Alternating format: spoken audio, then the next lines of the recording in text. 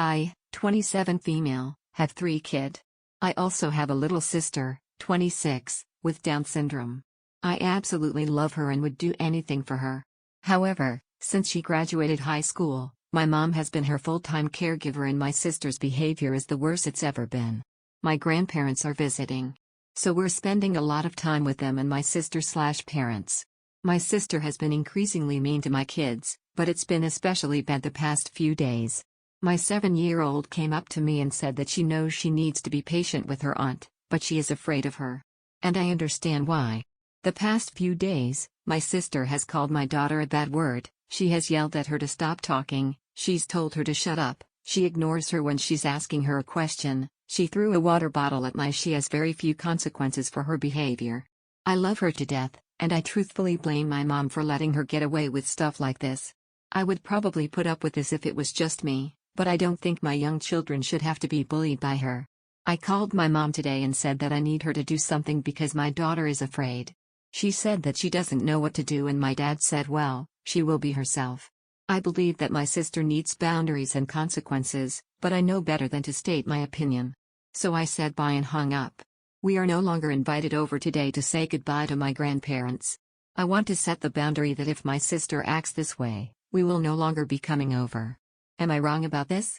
I know my sister requires patience and different approaches, but I also know that my own kids deserve to feel safe and they don't. I'm 21 years old with a job and in school. I do have savings, but I under no circumstances can afford to move out. My only choice is setting boundaries, really. And how to successfully set them up and be treated like an adult. Recently my mom threatened to kick me out of the house because I wanted to go on a trip with my boyfriend. She doesn't know he's my boyfriend and only knows that he's a friend. I told her prior that I was going and she called me a psychopath for going on vacations with friends. She doesn't believe in friends and thinks the only person I can trust is her. We discussed that it was unfair that I wasn't allowed to do anything and she agreed that I should be allowed to have friends and make my own decisions, and we didn't speak about it again. A week before my trip I started packing for it and she exploded at me, saying again that I was a psychopath and that this is how idiots like me get raped and murdered. I told her I was an adult and was going, and we didn't speak after that. The next day she texted me asking if I was still going and I said yes. She told me if I was going then I could find somewhere else to stay. I called her crazy and she said if I can't follow rules and obey her I could leave, so I did. I just went to work and was planning on just staying with my boyfriend for the night until I could figure out what to do. She came home, saw I wasn't there and that some of my clothes were gone, and she called the police on me telling them I was suicidal and a danger to myself, and they showed up to my job. She claimed she never told me I had to get out and I misunderstood her and she made me come back home. She hasn't left me alone since that day. Every time I turn around she's there, every time I breathe she's in my room accusing me of hating her and just wanting to leave her all alone and move out. Mind you, she says if I move out/state. Recently I took a picture of my hair to show a friend and accidentally texted it to her instead, and I was like, oh sorry, that wasn't for you, and she called me 5 times to ask me about it and then made a big deal about me sending pictures to other people and said she tracks my location.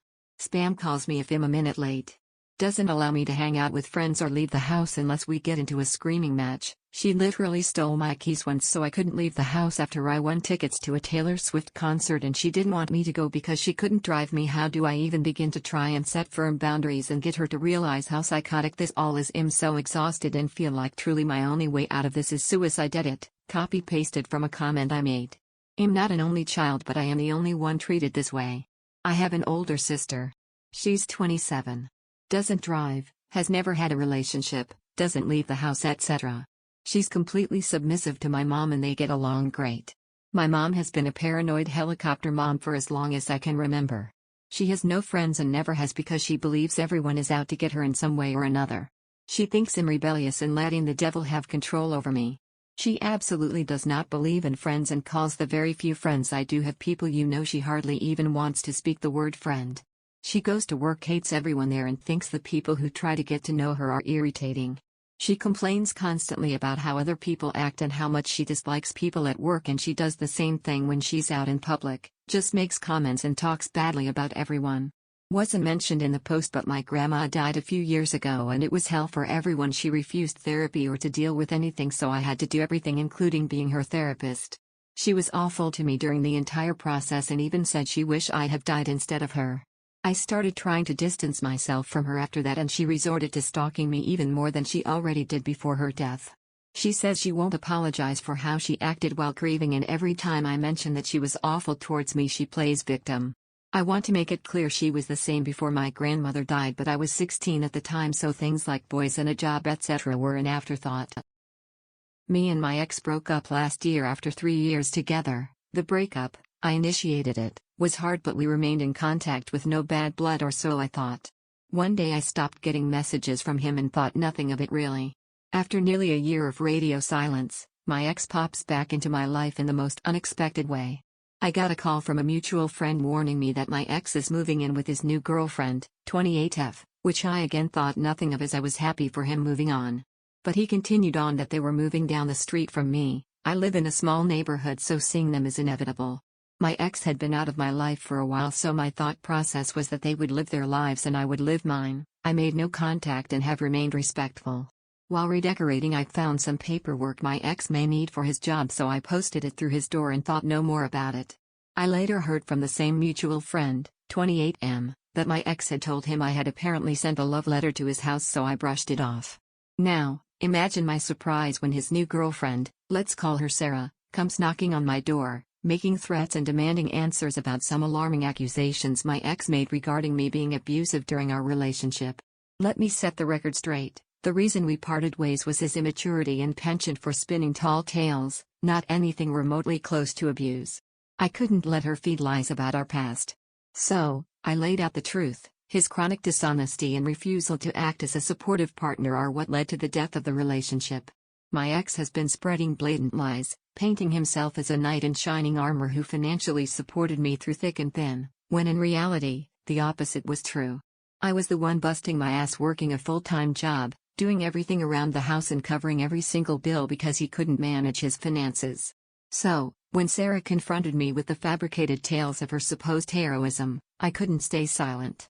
I set the record straight, revealing the truth about his neglectful and manipulative behavior, how I was the one shouldering the financial burden of our household, how he will lie about anything about his job, his family, even claiming he was a veteran who lost body parts while serving abroad. Sarah seemed taken aback, understandably so. But she deserved to know the truth, especially if it meant she was being misled about something as serious as abuse. My ex flipped out when he found out, accusing me of trying to ruin his life. Now, some folks are saying I should have just let sleeping dogs lie, but here's the thing, honesty matters, especially when someone's well-being is on the line. So, given the circumstances. My eldest stepchild is 19 and in her sophomore year of college. I also have 4 younger stepchildren. Together my husband and I have an almost 3-year-old daughter and a newborn son. We live in a 5-bedroom house. My husband and I share our bedroom with our youngest son, the 2 youngest girls share a bedroom, and my 11 and 8-year-old stepsons also share. Currently only the 19-year-old and 12-year-old have their own bedrooms.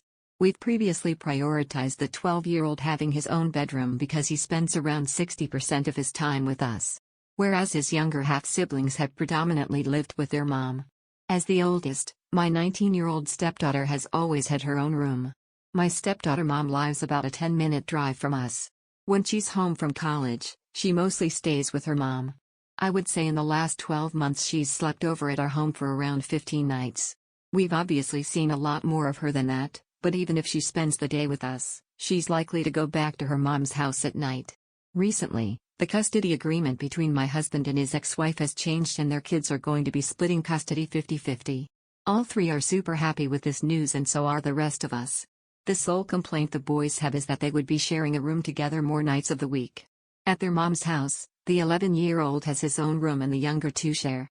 Obviously in our house it's a little different as there's more kids. Although the 12 and 11-year-old boys have both brought up the idea of sharing, my husband and I are against it. They go from being best friends one minute to mortal enemies the next. They need their own space to get away from each other when this happens. I want to bring up the idea of the eldest giving her bedroom to the 11-year-old, so that all 3 boys have their own rooms. I think this makes the most sense right now.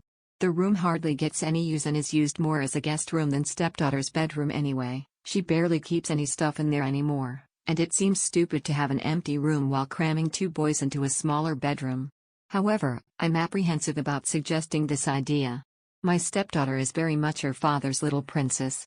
He may think I'm the asshole for suggesting it and see it as pushing his daughter further away. Even if he agreed, I'd be worried that if my stepdaughter took the suggestion badly, he'd blame me. I honestly don't think she'll have an issue with it. She's not the type to kick up a stink and tends to be quite easygoing these days.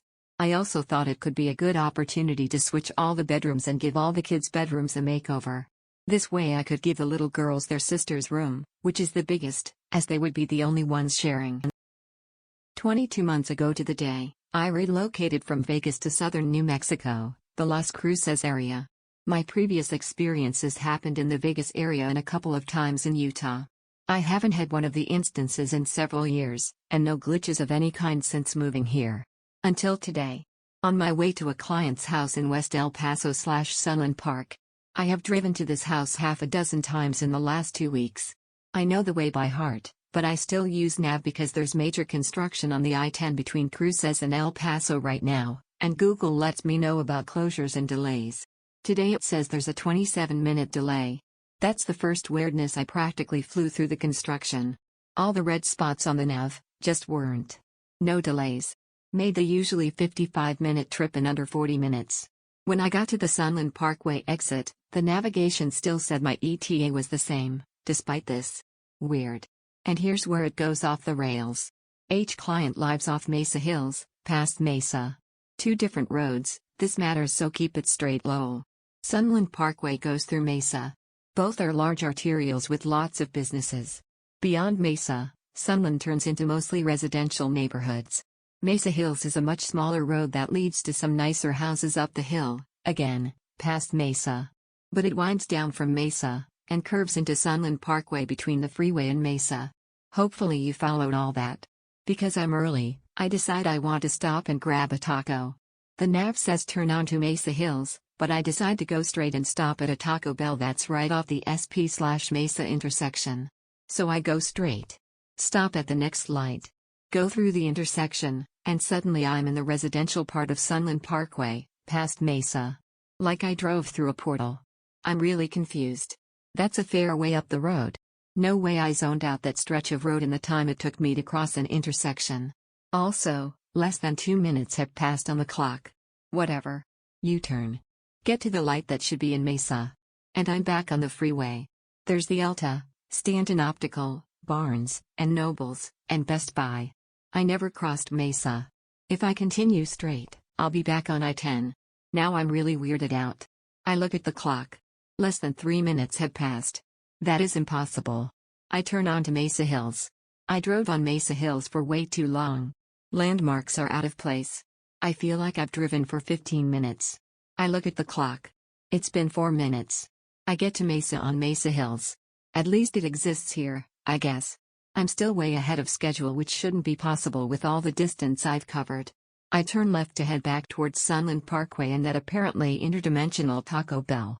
I notice that all the construction that was on Mesa last time I was here a few days ago is gone, so that's nice. I get my Taco Bell.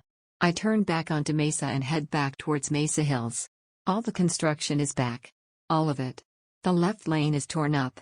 There are cones and trucks and crap. I can't turn left onto Mesa Hills because the construction is blocking it.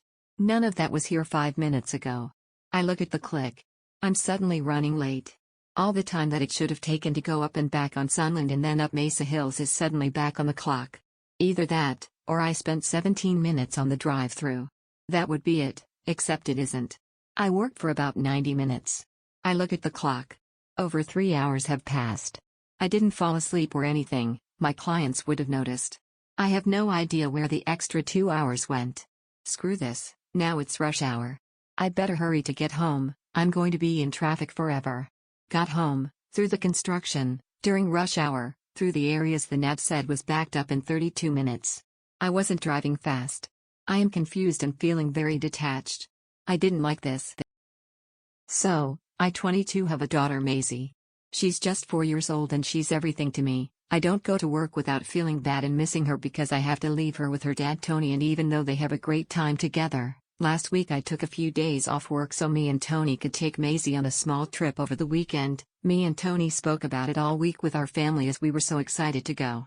We didn't tell our daughter as it would be a little surprise. My mom was helping me pack for the weekend, and she casually dropped into conversation that my little sister, Liv, wanted to come with us when she heard about the bouncy castles that were at the place. My mom said she had to go out of town to take care of a family member who sometimes needs their house cleaned. I stopped packing and told her to shove it. I love Liv.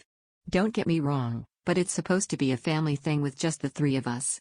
Also, whenever I have a day off and I take Maisie out, I take Liv with us, so she doesn't feel left out.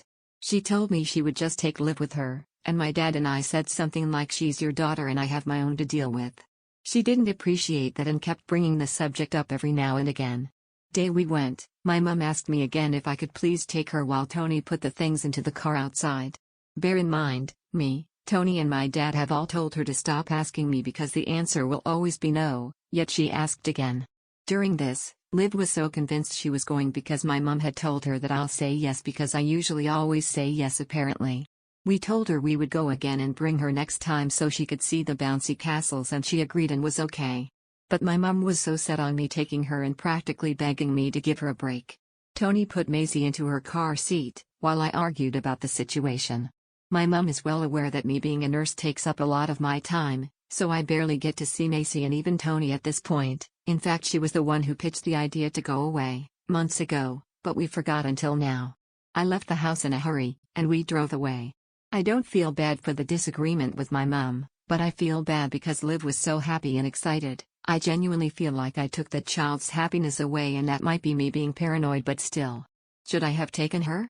Does it make me an off for not wanting to? Please let me know if I missed any information. I spend as much time with my sister as I possibly can, but it gets hard with my own family to take care of. I don't live with my mum, and my dad came round that day because she wanted to help me pack, and I'm assuming to ask me that question too. We slept at her house the day before we went away because something happened around where we live, and we left so our daughter didn't see what was happening. I won't be saying what. I work at a big home improvement store on the US Gulf Coast. A few weeks ago we had a big winter storm come in, so I was putting out several boxes of pipe insulation, pipe wrap and faucet covers out in the main aisles. We always get tons of people looking to buy the stuff whenever the weather drops below freezing. We put giant end caps out, right in front of the checkout lanes. We had so many boxes taking up practically the whole front of the store. But I still had so many customers walk right in, come right up to me, and ask, "Where is the piping insulation? Do you guys have faucet covers?" etc. I'm literally standing like 5 feet away, with a box cutter, opening all the boxes for display. I was wondering if maybe it's because our faucet covers are colored and people kept asking over and over. It took all my self-control to not say something snarky. Eventually, after like 20 people doing this, completely blind to their surroundings, I really start to worry about the future of civilization. Crazy. So Wednesday I was sick, I had a fever and just felt really bad, so I stayed home from school and was spending most of the day lying in bed, but around noon I moved to the living room couch cause it was getting really hot in my room and it was cool in the living room, so I went to the couch and I still felt hot, so I took off my shirt. At that point I was only wearing short shorts and my bra. So I was lying down for a few minutes when there was a knock on the door and my mom went to answer it. The living room is right next to the door, so it wasn't hard to hear the conversation. So my mom opened the door and the neighbor who we'll call Karen was there and said, "Hi Susan, how are you doing? I came over to tell your daughter to cover up." My mom then reasonably said, "Excuse me," to which Karen replied, "Yes, it's kind of weird what she's doing exposing herself like that." My mom, now a bit less patient, said, "Oh, I'm sorry, I didn't know that you could tell me what to do with my kids in my house." Karen then replied, "Oh no, that's not what I'm trying to do, it's just that my husband's office is right across your windows and it's hard for him to concentrate on work when there's a naked teen on the other side of his window." My mom, just about as dumbfounded as I was at this point, told Karen, "Okay, 3 things. First, my daughter's not naked, and even if she was it wouldn't matter because she lives here and she can wear whatever she wants. Second, what is your husband, a 45-year-old man, doing looking at my..." And with that, my mom slammed the door in Karen's face. My mom saw the husband later that day when he was taking out the trash. She told him to stop looking at me through the windows. He was confused and my mom explained what happened and he said, "I didn't work from home today." He then apologized for his wife and went inside, and we haven't heard from them since then. And on Thursday my mom bought curtains for the living room windows. So yeah, that was my encounter with our neighbors.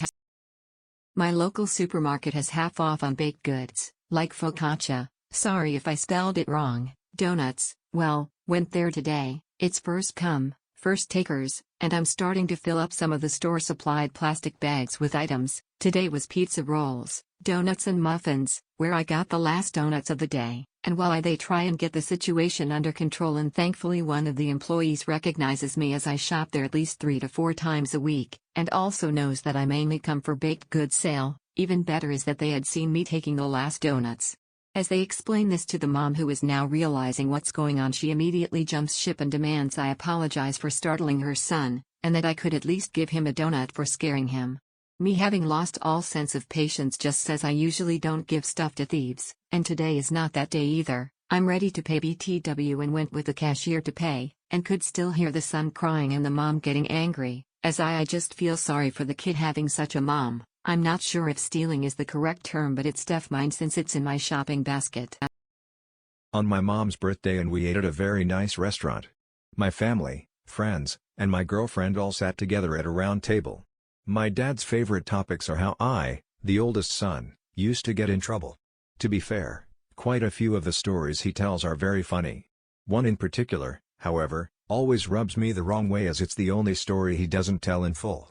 He gets his laughs. It ticks me off. My girlfriend noticed I'm upset, and when we were on the way home, she asked why. I didn't expect it to bring back some emotions I didn't know I still had. All throughout my school years, I was physically punished, whipped and publicly humiliated. Dad didn't like the term beating because he didn't hit me with a closed fist or leave me bloody, but no matter what new name he gave it, it felt like a beating. To this day I think I deserve almost every beating, because I was a troublemaker. However, there was one time that was especially bad that I didn't think I deserved. When I was in elementary school, I did something really bad. I called my teacher a witch. Was almost home free too, but she eavesdropped on me talking to my friend on the way to the bus. Of course, as an adult I now knew it was wrong, and I was just lashing out to lash out. She did nothing wrong and was a sweet teacher, even if she was rude, and gave me an F for not showing my work even though I was right. Teacher reasonably calls my dad, who is upset with me. This time, however, was really bad because he just had his own bad day.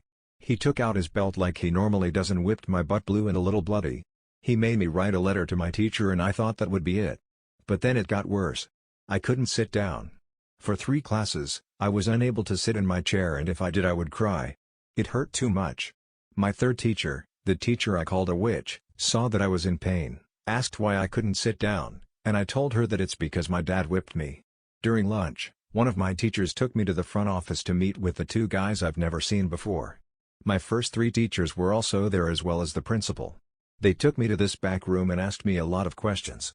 I told them honestly what happened and how often I got whipped, which was often because I liked to talk back to my parents. They had me pull down my pants a bit, and I still to this day remember someone in the room gasping. They took pictures and said it was going to be okay. I didn't tell my parents because I was scared about being whipped again. The next night, Child Protective Services came to my house. Threatened to take me and my siblings. Dad and Mom assured them that everything was okay and that it wouldn't happen again. A lapse, I believe, is what was said. Dad blamed me for weeks about how embarrassed he was. Couldn't look at me. It soon became a dig at me he'd say from time to time, and evolved to a funny story about how I almost got taken by Child Protective Services. Gets quite a bit of laughs, and he tells it often. Some good did come from it though. He never whipped me or my siblings that hard again. It got to the point that he just ground us and took our doors off their hinges instead of hitting. Youngest 2 siblings never even got to see his belt unless he was showing it off as the only way to keep me in check. Reality is that it didn't actually work, and I continued to cause trouble up until I graduated. My GF is utterly upset now that she has the context. Says I need to tell him off. Which I would if I were a bit more younger. Obviously I still care, but I just don't have the same fight in me like I used to. I just make sure the right people know the real story. Last week I was out in my backyard. I live on about 10 acres, but I was only about 100 feet from my home. I usually go for a short walk every day down the same trail with our dogs. I have walked this same trail every day for the last week. Off to one side of the trail I noticed a recently dead deer. It wasn't there the day before. Very obviously not there the day before, as I had to stop my dogs from engaging with it. This in itself is not odd. I live in the woods and animals die. It happens. I didn't give it much of a thought. I am an avid hunter and I can identify the state of decay of animals pretty easily. I should also add I'm literally a scientist. My degrees are in biology and medicine. I'm quite pragmatic and I can usually remain objective. Science explains a lot. Anyways, this was just mildly interesting. I went back the next morning to snap a pic to share with my dad. Overnight the deer had deteriorated severely. Again, I could explain this mostly. Temps were rising and it had increased from about 38°F to 44°F overnight. There are coyotes here, so perhaps that explained it. However, what I could not explain was the fact that a pair of rather expensive custom sunglasses I had lost 6 years ago were sitting neatly, undamaged next to the deer hindquarters. They are brightly colored. Had they been there the day before, I would have noticed them, as they are so obvious. I left them in place, went to get my wife and showed her the deer without mentioning the glasses. She saw the deer and in a moment her face went pale when she scanned and saw the glasses. Her response was, "Are you messing with me?" Nope. So we brought my sunglasses home and tried to work it out. Maybe melting snow moved them from the woods? Could I remember having lost them in the woods? No. Snow had been gone for well over a week and I'm 90% sure I lost the glasses on a fishing trip far from here. It was evening by that time. So the next day on my walk back on the trail, my wife came with me to see if there were any other signs of something that could explain this. Upon arriving at the deer, we noticed something yellow about the size of a $50 sitting in the exact same spot my glasses had been. Not close to the spot. In the exact spot. It was a croc, shoe, gibbet that my daughter had lost presumably at school. At the latest this was lost in October 2021 according to my daughter, about 2.5 years ago at the very least. There is no way I would have missed this item. I would have had to touch it when I picked up the glasses.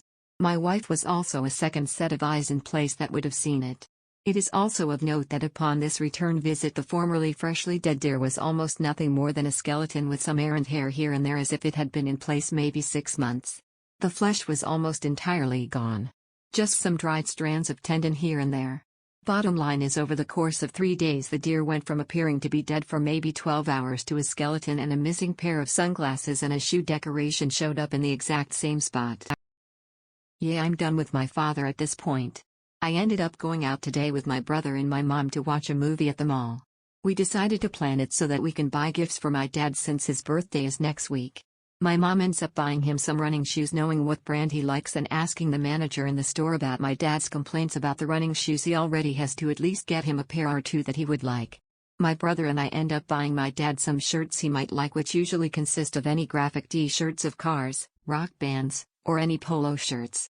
Anyways, we get picked up by my dad and already he's pissed off because we didn't end up calling him when the movie ended and letting him know when he would pick us up when my mom told him to pick us up after work. He goes on complaining to my mom about being hungry and talking about how she always puts him last. Then we get back home where my mom ends up wanting to show him his gifts early. And man, I wasn't expecting his reaction, but he literally blew up. He got so mad at my mom for buying the running shoes she chose because it wasn't the right ones he liked. Like, I kid you not, he got insanely mad. He turned red and was yelling so loud. My mom tried telling him she asked the one charged about his complaints and got the pair they most recommended for him, but he completely ignored her and told her some really nasty things. Then I end up showing him the clothes we got and his face said everything. He did not like anything we got for him. It ruined my day, honestly. I'm barely able to go out, especially with my mom, due to how picky my dad is when my mom has to be out. It absolutely destroyed me seeing his reaction, and it made me so sad yet mad at him for the way he reacted. Like, shouldn't he have been more grateful? We thought of him and got him the things we thought he would like. Originally we were going to give him Jordans since that's what he likes, but everyone who knows him gifts him that. We wanted to be more thoughtful about the running shoes and getting him something different. But I guess that ended up being a terrible idea. Anyways, if you read all of this, thank you.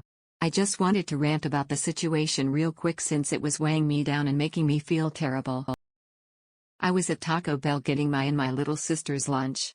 Because the line was quite long in the drive-thru, my grandmother, who's driving, because I found out I can't drive at 16 due to how bad my peripheral vision is, decided to send me in to get our food.